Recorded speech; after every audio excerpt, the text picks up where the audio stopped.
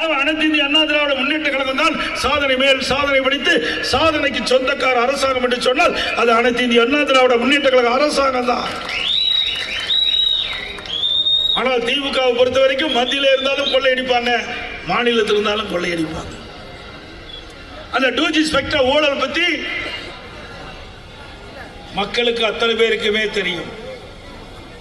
மத்தியிலே காங்கிரஸ் ஆட்சி இருந்தது, திமுக அந்த அமைச்சர்கள் அங்க வைத்தார்கள். அந்த காலகட்டத்தில் அந்த கூட்டணியில் இருக்கின்ற பொழுதே, காங்கிரஸ் அமைச்சரவை கூட்டணியில் இருக்கின்ற பொழுதே திரு ராசா அவர்களும் திருமதி கனிமொழி அவர்களையும் திகார் சிறையில் அடைக்கப்பட்டார்கள். எதிர்கட்சி அடைக்கல, அவர்கள் ஆளுகின்ற